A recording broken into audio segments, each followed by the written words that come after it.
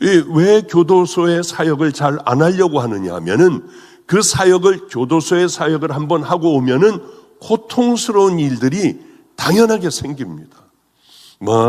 기도원까지 찾아와 행패를 부리고 만난다고 하고 집까지 찾아와 발로 대문도 부시고 이거 해달라 저거 해달라 해주면은 질질질질 끌려가고요.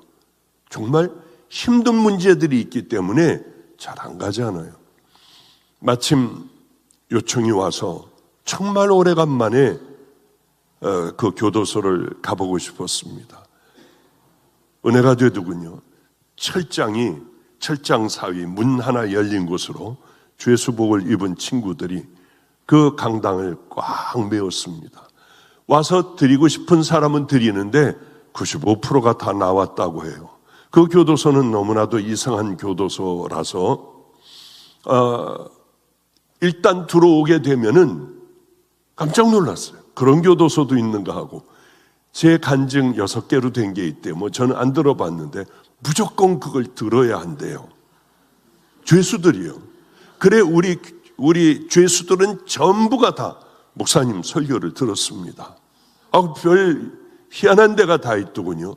다른 데는 재범률이 제가 잘 기억은 못 하겠어요. 그런데 25%인가 재범률이 그렇대요. 나가면 또 죄를 저지르는 거예요. 그런데 여기에는 2.5%? 잘은 모르겠습니다만 아직 기억은 안 나지만은 거의 10배가 이 예배를 드리고 이 사람들을 이렇게 하니 거의 재범률이 10분의 1로 떨어져 버리는구나. 그 숫자는 정확하지는 않지만은요, 그건 8배? 10배 가까이 되는 그랬던 걸로 기억이 납니다. 제가 설교를 하며 이렇게 설교를 시작했어요. 여기 혹시 나하고 함께 살던 분 있으면 손 들어 보십시오. 그랬더니 모르는 사람이 쓸데없이 모르는 청년이 손을 들고 인터넷 송도라고 하나요? 나 잘은 못 듣겠어요. 웡웡하고 울려가지고. 아닌데.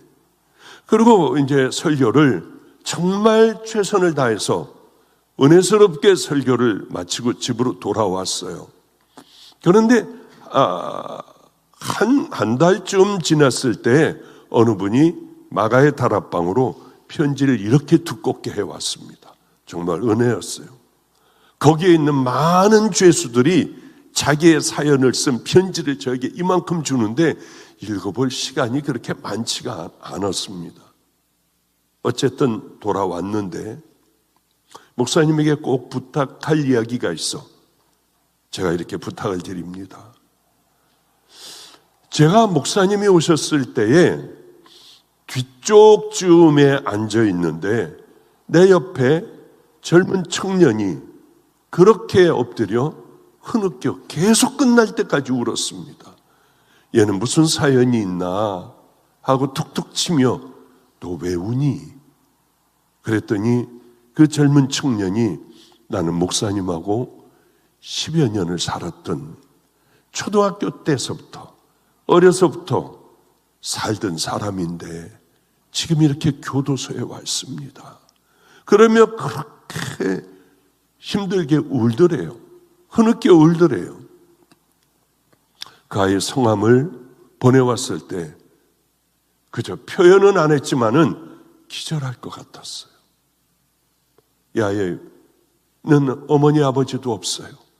할머니가 데리고 살았어요. 그저 막 산 거예요. 할머니는 귀도 안 들리고 말도 못하고 아무것도 못하는 그 할머니가 그저 더듬거리며 이 아이 밥을 겨우 해줘 먹고 살던 아이. 그대로 놔두면은 영양실조에 걸리고 살 수 없는 아이기에 저에게 데려왔습니다. 아마 초등학교 1학년, 2학년 때인 것 같아요. 그 아이가 저하고 함께 살게 되었고, 그리고 이 군대도 갔다 왔고, 다 이렇게 지낸 아이가 형량을 아주 많이 받았더라고요. 친구들과 아마 살인하는데 이런 데 아니면은 그렇게 오랫동안 장기수로 있을 수가 없거든요. 얼마나 마음이 아팠는지요. 아니 말도 안 돼. 걔는 마가의 다락방에서 드럼도 치고 열심히 그렇게 두 손 들고 찬양도 하던 아이가 아니 말도 안 되는 일인 거예요. 이제 미국 왔다가 제가 25일 날 돌아갑니다. 사랑과 진리교회에서 두 주일간 설교하고 저는 한국으로 돌아가요. 돌아가면 그 아이를 꼭 만나 다시는 이런 죄 가운데 빠지지 않도록 가서 면회도 하고 필요한 것도 좀 주고 그러고 와야겠구나. 많은 아이들이 제 주변에 아직도 많은 아이들이 있습니다.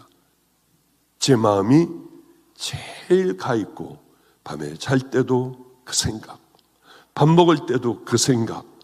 무슨 생각이겠나요? 아, 주님 마음이 이러시겠구나.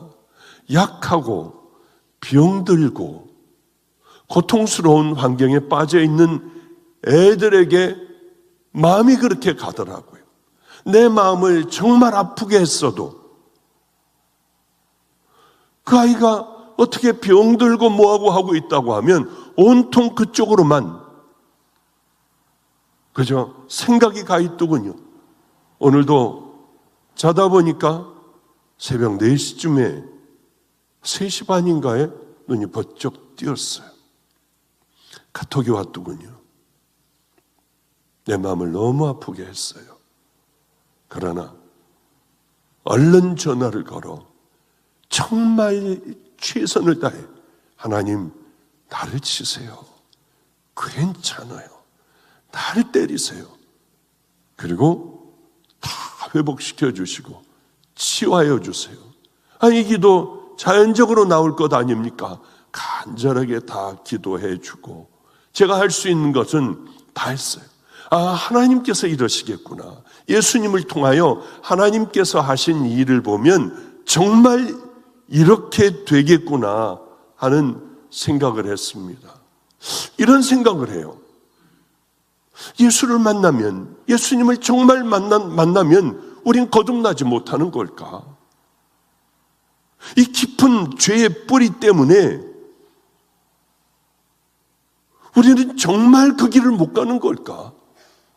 어떤 사람들 보면 예수님을 만나 확 180도, 확 변한 길을 걸어가는 사람도 있어요. 그런데 그렇게 극적인 변화를 이루지 못했어도 조금씩, 그저 매일매일 조금씩 새로워지지는 않는 걸까? 여러 일들을 보며 이런 의문이 생기게 되더라고요. 왜 안 되는 사람은 끝까지 그렇게 걸어가게 될까? 그러면 안 되는 사람이 있다는 말인가? 장로교에서 얘기하듯이 그렇게 예정된 사람들만 구원받고 나머지는 다 버려지는 걸까? 별의별 생각을 다 했어요. 이게 쉬운 문제가 아니더라고요. 목사여도. 왜? 회개 못하고 가는 사람들을 많이 봤기 때문에 이게 정말 그런 거 아니야 하는 생각도 하게 되는데 오늘 그에 대한 대답을 레위라고 하는 세리가 우리에게 자세하게 전해줄 것 같습니다. 저도 그렇게 할아버님께서 저를 붙들고 제가 하나님을 만났어요 하고 할아버님에게 처음 하나님 만나고 달려갔을 그때 할아버님이 저를 끌어안고 해주신 기도가, 울면서 해주신 기도가 이 아이는 성자의 길을 걸어가게 하소서. 그러고 그렇게 목 놓아 우셨어요. 제 멘토는 성자의 길을 반드시 걸어가야 한다. 그렇지 않으면 내가 미친 사람이래요. 왜 이렇게 내가 생명을 다했는지 당신은 성자의 길을 걸어가야 한대요. 제 멘토는 그리고는 세월이 흘러 안성에서 고생을 할 때 애들을 다 데리고 나와라. 그래서 애들을 데리고 안성 휴게소로 나갔습니다. 본인은 이제 한 달 후에 죽는데요. 한 달 후에 주님께서 부르시기로 했대요. 눈이 많이 오는 날이래요. 그러면 제가 마음에 궁금했었던 그 하늘에 관한 얘기를 다 해주고 쓸쓸하게 차를 타고 갔어요. 사람이 어떻게 자기 생명이 언제 죽는지 어떻게 알아? 말도 안 돼. 정확하게 한 달 되는 그날에, 많은 눈이 오는 그날에 그분은 54살인가의 나이로 그렇게 소천을 했어요. 그분이 소천을 했는데 저는 먹을 것도 없는 그런 목회를 하고 있는, 한심하기가 짝이 없어요. 내 주변에는 그저 깡패들이나 노숙자나 알코올 중독자나 뭐 길거리에 속 썩이는 아이들이나 이런 사람들밖에 없는 거예요. 그런데 꼭 한번 그 무덤을 찾아가 보고 싶었어요. 찾아가 보지도 못하는 거예요. 아무것도 없으니 어떻게 찾아가요? 그래서 국화 한 송이만 발라고 하고, 겨울에 국화 한 송이, 또 기름을 넣고, 그러고 그분이 묻혀 있는 데를 겨울에 갔어요. 근데 때도 제대로 입히지 못했고 그냥 뭐 이렇게 누런 그 때인가요? 그걸로만 이렇게 덮어놨는지 어쨌는지요. 굉장히 추운 날이었어요. 손으로 장갑을 다 벗어버리고 손으로 쌓인 무덤을 다 이렇게 치워드렸어요. 저 어떻게 하면 좋아요? 왜 이렇게 성자의 발끝, 아니 그 근처도 못 가는 꽝 같은 인생을 저는 살아가고 있어요. 아무것도 못하고 이렇게 버려진 사람들을 한 명도 구원시키지 못하고 저는 버려진 채로 이렇게 살아가니 저 어떻게 하면 좋아요? 하면서 이렇게 풀에 있는 때를 입은 곳에 있는 것을 손으로 다 긁어내는데요. 그게 찌르더라고요. 어르민들이 거기 이렇게 풀의 끝에 맺혀가지고 뻘겋게 물드는 거예요. 찢어지건 뭐하건 아프건 아야 뭐 그런 게 아니라 내 생각에는 슬픔 가운데에 빠져있어 찢어지나 찔르나 바늘로 찔러도 그저 내게는 관계가 없었습니다. 손으로 그 무덤에 있는 눈들을 다 치웠는데요. 피가 여기저기 그렇게 치우지 못한, 다 닦여나가지 못한 눈들에 피가 그렇게 떨어져 있었고 제 손은 여기저기 찔려 있었어요. 그렇게 잘 안 되더라고요. 왜 그렇게 안 되는지요? 오늘 본문에 보면 레위라고 하는 세리가 우리에게 그 답을 자세하게 내주고 있습니다. 마가복음, 누가복음에서는 자기가 레위래요. 바로 내가 더러운 레위다. 그런데 주님을 만나고 난 후에는 그의 이름을 마태라고 하여 마태복음을 쓴 저자가 됐죠. 예수님을 만난 사람들이 예수님의 제자들 가운데, 근처에 있는 사람 가운데 많습니다. 나다나엘, 서부터 베드로, 바울, 예수님을 만난 많은 사람들이 얼마나 많은지 몰라요. 그런데 그 사람들은 다들 그래도 하나님에 대하여 알고 있었던 사람인데, 레위는 예수님을 만나자마자 확 변해버려요. 어쩌면 그렇게 그의 삶을 확 변해버리게 하는지요. 그리고는 그의 이름을 마태라고 했습니다. 저도 제 멘토가 이제 앞으로 당신은 많은 사람들이 알게 될 거래요. 어쩌면 그분은 그렇게 많은 얘기를 해놨던 것들이 마음속이 철렁하며 빠져 들어가기도 해요. 그런데 많은 사람들에게 알려질 거라고 하더라고요. 그러면서 내 자녀 둘은, 그 귀한 아이들이 가장 나락으로 저 밑바닥으로 떨어질 거다. 그럴 때 내 자녀들을 돌봐줄 수 있느냐? 어쩌면 그런 예언들을 그렇게 그때에 서울대학, 대학원 나오고 뭐하고 하나님에 대하여 생명을 다하는 그 아이들이 그렇게 되리라고 하는데요. 그러면서 울더라고요. 그때 손을 내밀어 줄 수 있느냐? 약속을 해달라고 몸부림을 치더라고요. 정말 그 이야기대로 정말 그렇게 됐을 때에 가슴이 얼마나 쓰리고 아프고 괴롭고 하든지, 어쨌든 이제 당신은 앞으로 사람들에게 이름이 알려질 테고 특별히 미국 쪽을 많이 갈 거다. 참 얼마나 그렇게 그때 그 얘기를 하는 거예요. 지금서부터 꽤 오래 전에 얘기예요. 제가 하나님 만나고 아무것도 모르고 있을 때, 말도 안 돼. 내가 누군데? 나같이 이런 더러운 놈이 없는데.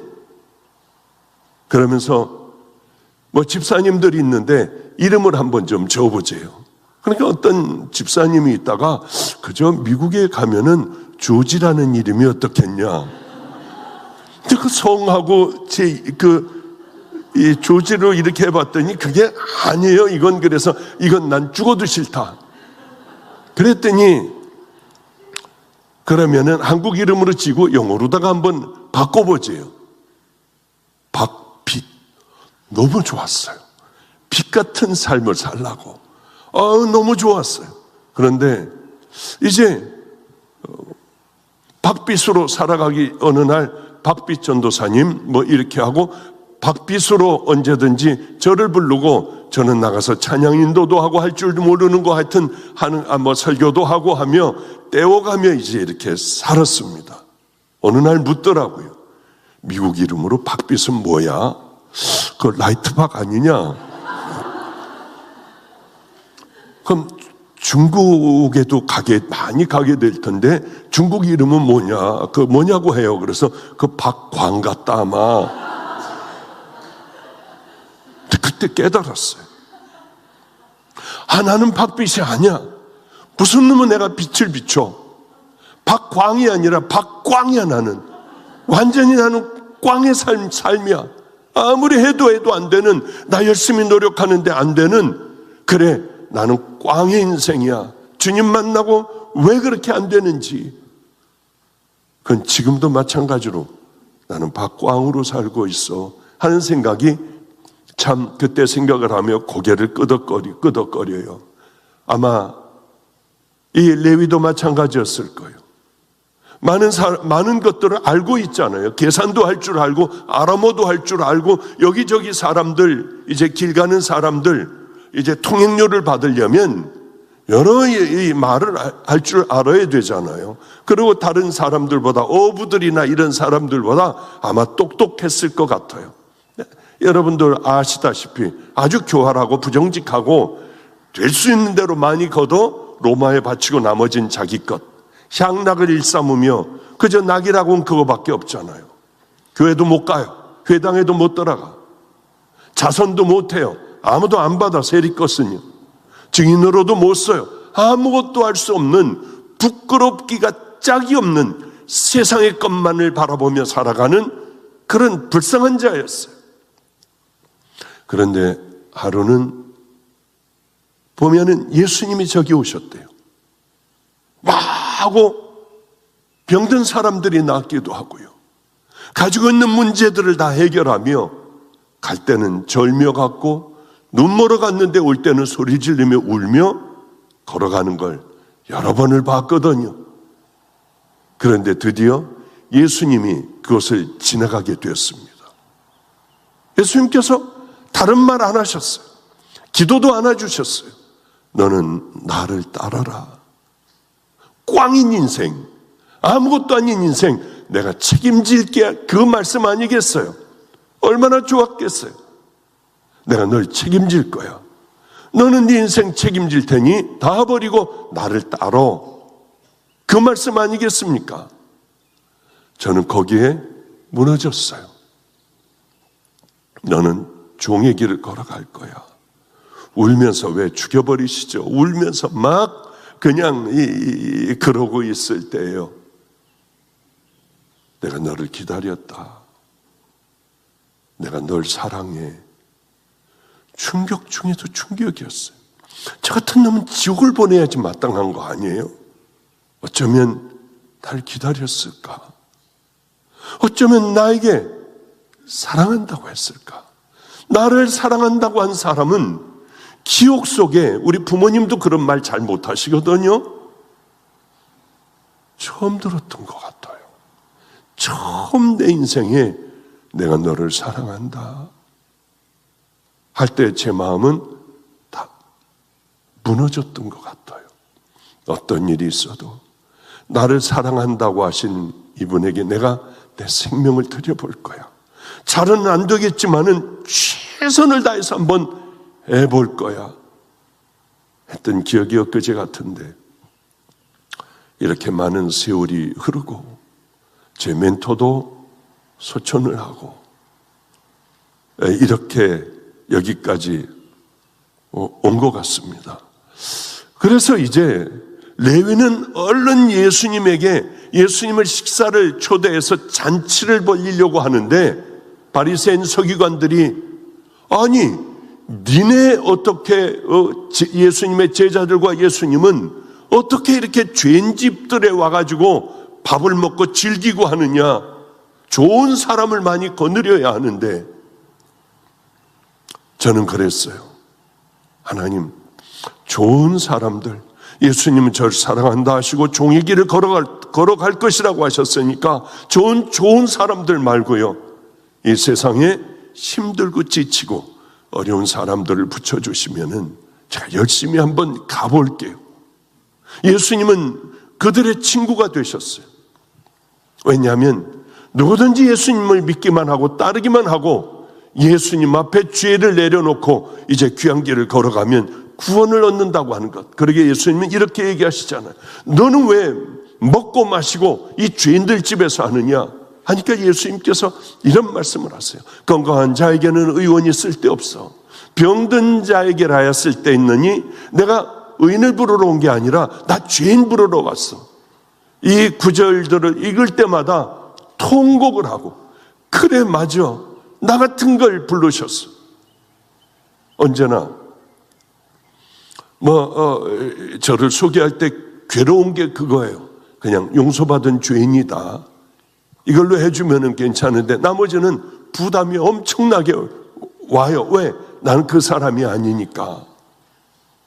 마태는 예수님을 3년 동안 레위요, 그 세리 레위는 이름을 바꾸고 예수님을 3년 동안 열심히 따라다녔습니다. 그리고 예수님은 이제 십자가에 달려 돌아가셨어요. 예수님하고 했던 이야기들 잘 기억하고 마태복음을 써내려가기 시작을 했어요. 저 다른 종족들에게 전한 게 아니라 자기가 그렇게 악착같이 세금을 거둬들이고 뺏어들였던 유대인을 위한 전도자가 된 거예요. 빚 탕감의 비유, 그거는 세리니까 할 수 있는 거 아니겠어요? 어떤 사람이 10,000달란트를 빚을 졌대요. 10,000달란트면 1달란트가 6,000데나리온이니까 6천만 데나리온.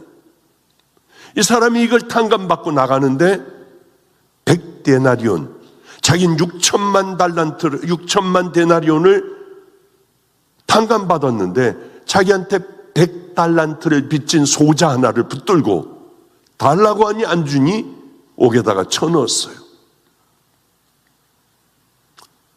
이 빚을 줬던 이 사람은 당장에 데려오라고 하여 그를 옥에 쳐넣어버렸습니다. 그런 이야기들, 또 그 이야기뿐만이 아니라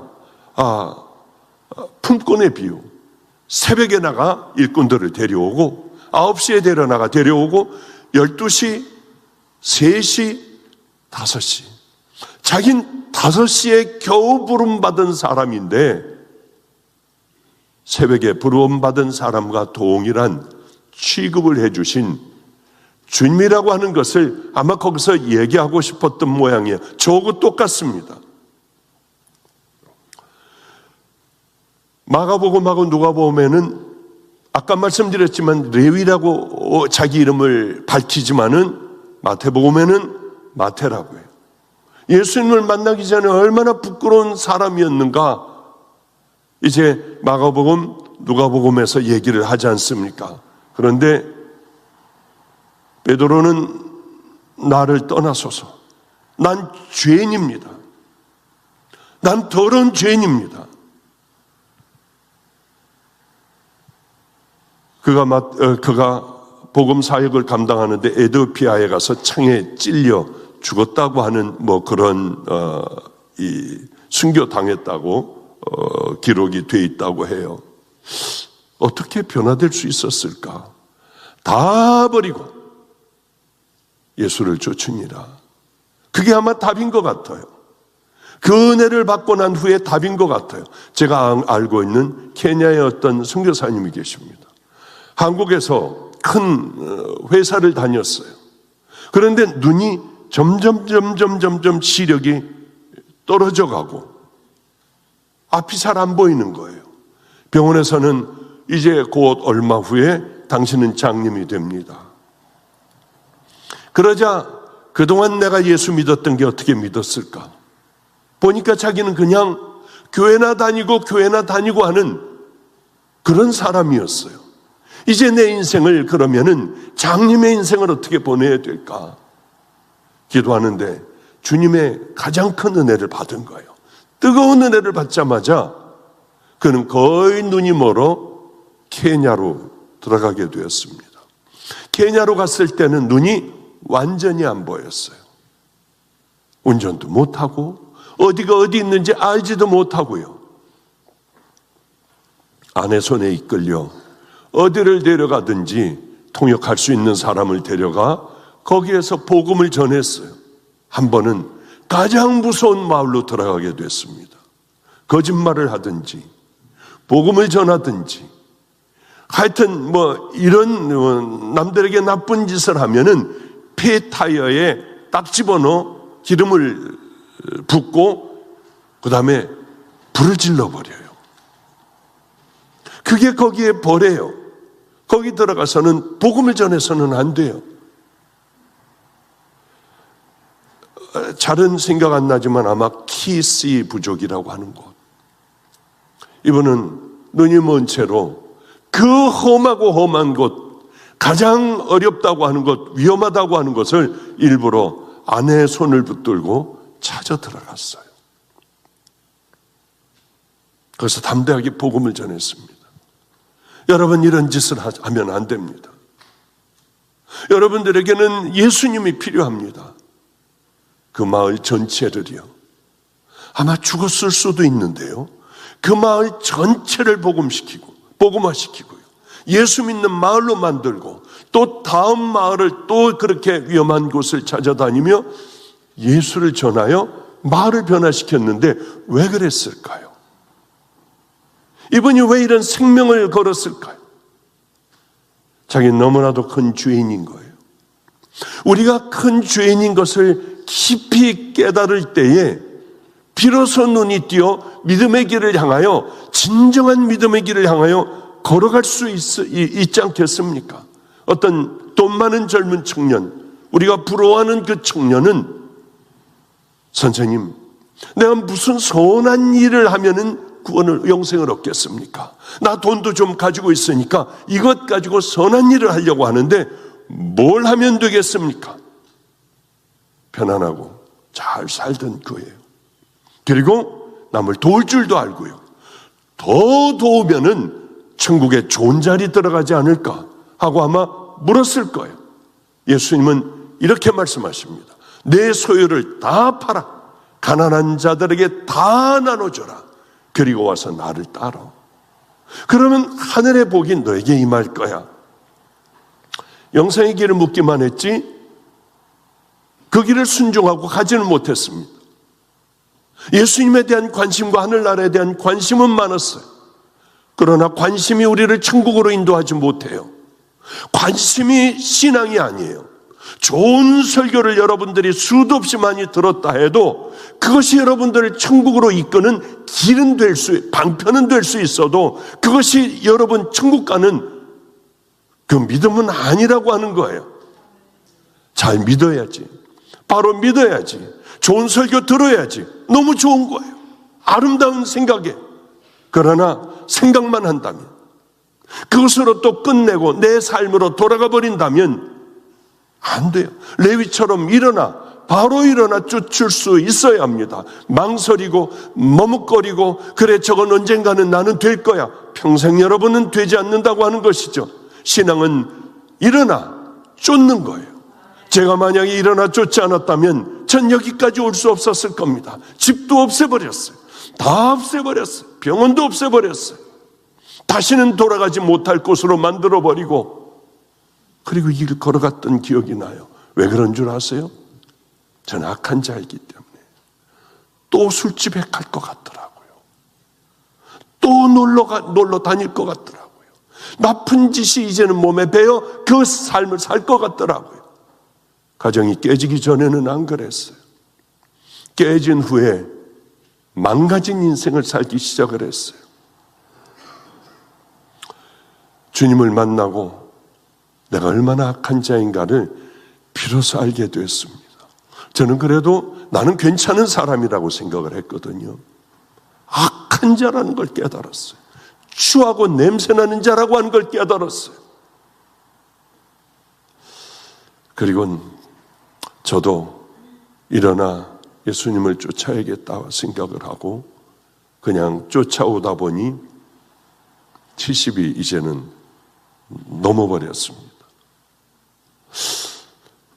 우리는 이런 얘기를 해요. 그래, 그가 다 버리고 쫓았다. 그게 무슨 일일까? 대가를 지불했다는 거예요. 대가. 호의호식하고 열심히 돈을 벌고 기름 짜듯이 짜내고 했습니다. 그리고 마음껏 즐기는 대로 다 돈을 써버렸어요. 최고가 로마 황제였을 거예요. 그러나 예수님을 주인으로 구주로 받아들이고는 그의 모든 삶은 로마 황제를 주인으로 받아들였을 때하고는 180도 다른, 그토록 돈을 귀하게 생각했던 그가 쾌락과 함께 헌신짝 버리듯이 모든 것을 버리고 예수님을 따르기 시작을 했어요. 저는 이 레위가 제일 좋은 그 마음에 와서 확 들여닿는 것이 하나가 있습니다. 그는 밭에 감추인 보화. 그건 딱 마태복음 한 군데만, 레위가 쓴 것, 거기 한 군데만 있어요. 이 보화를 발견했구나. 정말 이 보화를 발견하면은 우리는 이렇게 살 수가 없죠. 그 어마어마한 귀한 것을 발견했는데요. 세상의 그 어떤 귀한 것보다 이 귀한 보화를 발견했는데 어떻게 묻어두고 그냥 집에 돌아가며 그렇게 없었던 일같이 살 수가 있겠습니까? 아마 마태는, 레위는 예수님에게 3년간 살면서 예수님께서 이 얘기를 하실 때 마음에 쿡 와서 닿았던 것 같아요. 잊지 않고 기억하다가 마태복음을 썼습니다. 그는 일어나 쫓았다. 바로 일어나 쫓았습니다. 우린 구원에 대하여 다시 한번 생각해 봐야 돼요. 바로 2주 전인가요? 목회자들 세미나가 있었어요. 그래서 꽤 많은 사람들이 왔는데 다 받지는 못하고 아마 그저 몇십 명 받아가지고 들어올 자리가 없으니까요. 그래서 이렇게 목회자 세미나를 했습니다. 맨 마지막 날 질문하는 시간에 어떤 분이 그런 질문을 하더군요. 목사님, 어제는 목사님이 설교를 안 하셨잖아요. 맞아요. 제가 두 타임인가 그렇게 하고 말았으니까요. 근데 어떤 목사님이 구원에 관한 이렇게 설교를 했다고 해요. 목회자들이 이제 쫙 앉아 있는데 이게 뭐 가지고 이제 막 싸움이 나고 난리 법석이 일어났느냐 하면은 한 번 구원은 영원한 구원이냐, 아니면은 한 번 구원은 영원한 구원이 아니라 하나님께서 이거는 우리가 그 길을 향해 걸어갈 수 있는 만남을 주셨으니 우리가 이제 걸어가야 한다. 성령님과 함께 이제 그 얘기로 아마 굉장히 많이 큰 소리가 오고 가고 했던 모양이에요. 그거를 묻더라고요, 저에게. 목사님, 어제 우리 다 이렇게 막 다투고 큰 소리가 나고 했는데 목사님은 뭐가 옳습니까? 그래서 제가 막 뭐라고 했어요. 목사님들 계신데 그 왜 쓸데없는 것 가지고들 왜 싸우고 이걸 붙들고 난리법석들을 피우냐. 내가 구원받았나? 주님은 뭐라고 하시나? 십자가의 그 구원을 나는 정말 그렇게 죄를 버리고 나는 믿음의 길을 향해 걸어가는가가 중요하지, 이걸 가지고 쓸데없는 걸 가지고 싸움질들 하고 그래야 답이 나오냐? 두 양쪽으로 갈라지는 거지. 당신들 구원 먼저 생각해라. 나 정말 십자가 밑에 구원받고 죄를 버리고 나 그 믿음의 길을 걸어가나? 그게 중요한 거지. 이게 법이 이렇다, 이런 것들을 왜 싸움질들을 하느냐. 그런 얘기를 제가 해줬어요. 가장 중요한 건 주님을 만났으면 이제는 180도 다른 방향의 삶을 살아가야 되잖아. 그게 잘 안 돼도 자꾸 넘어지더라도 우리는 붙들고 일어나 또 그 길을 걸어가고, 넘어졌어도 또 붙들고 일어나 잘 안 돼도 그저 비틀거리며 그 믿음의 길을 향해 걸어가는 것 아니냐. 그게 중요한 것 아니겠어요? 요게 먼저 구원받은 사람들이 있느냐, 한 번 딱 구원되면 너 어떻게 되더라도 결국은 구원의 길로 인도하시느냐, 뭐 이런 것 저런 것들 그 생각할 필요도 없어요. 우리가 구원받으면 우린 의인이 됩니다. 구원이라고 저는 이렇게 생각해요. 의인과 성화라고 하는 두 기둥이 있어요. 의인이 되었으면은 그 다음에 그걸로 그냥 끝나버리는 게 아니라 성화로 그 믿음의 길, 주님의 말씀대로 순종하면서 가려고 하는 수도 없는 많은 싸움 가운데 그 길을 향하여 걸어가야 되지 않느냐. 어떤 분은 또 설교하고 났더니 왜 그런 설교하느냐. 그 우리 지키지 못하는 우리에게 그거는 당신은 힘든 짐을 져주고 못한, 우린 죽어도 못하는데. 양과 염소로 구별되어 안 한 사람들은 지옥으로 가고 한 사람들은 천국으로 간다. 그것만 봐도 내가 지금 힘들어 죽겠는데 왜 이런 설교를 하시냐. 그래서 그러면은 하지 말아야 되냐. 이거 힘드니까 쳐다도 보지 말고 듣지도 말아야 되느냐. 뭐 하여튼 목사님들이라도 이런 부분들이 갑갑하고 답답한 부분들이 있구나. 그런데 저는 그거 잘못됐다고 생각 안 하는 게, 우리도 동일하잖아요. 안 되잖아. 저도 그분 마음에 한편으로 그분 마음에 그저 동의했어요. 안 되잖아요. 그러나 안 된다고 끝장내버리는 게 아니라 안 돼도 넘어져도 또 우리는 가야 돼요. 왜? 구원받은 믿음의 자녀이니까, 지옥 갈 자녀가 아니니까. 넘어져도 또 그 길 걸어가고, 그 길 걸어가고, 한 번 구원은 영원한 구원이냐 아니냐 이런 문제가 아니라, 넘어지면 또 우리 주님 손 붙들고 일어나 또 걸어가고 하는 것이 우리들이 가야 할 길이 아니냐, 그 생각을 했어요. 여기 성도님하고 제가 아프리카를 갔다 왔습니다. 바로 올해예요. 올해 5월 달인가에 여기 성도님하고 아프리카를 갔어요. 그분 하나뿐만이 아니라 여러 명들이 이제 이렇게 함께 그곳을 가게 되었죠. 갔는데 저하고 사역이 다르게 이제 저쪽으로 가게 됐고, 저는 이제 이쪽에 사역을 하게 되었습니다. 가면서 제가 이렇게 부탁을 했어요.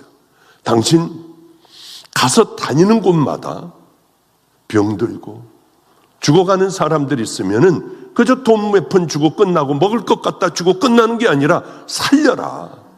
다 애들서부터 살려내라. 그런데 다니면서 너무 많은 죽어가는 애들을 너무 많이 봤어요. 돈이 없어 죽어요. 병원에도 못 가요. 병원에 가면은 휴대폰으로 이렇게 프라시를 비춰주면은 그 더럽기가 짝이 없는 병원도 아니에요. 그건 무슨 헛강 같은 데예요. 거기서 애를 그냥 찢는 거예요, 막. 그래서 좋은 병원으로 데려가고, 안 되면 한국, 미국으로 데려와서 애들을 다 살려내라. 보고 지나가지 말아라. 너무 감격스럽게요. 죽어야 될 애들이에요. 다 죽어야 될 애들이에요. 당신 돈 끝까지 줘서 얼마나 들든지 하여튼 나이로비 와서도 다 치료받게 해라. 근데 그 아이들이요, 세상에 다 살았어요. 그리고 그 사진들을 보내오는데 행복하기가 짝이 없더라고요. 어쩌면 저럴까?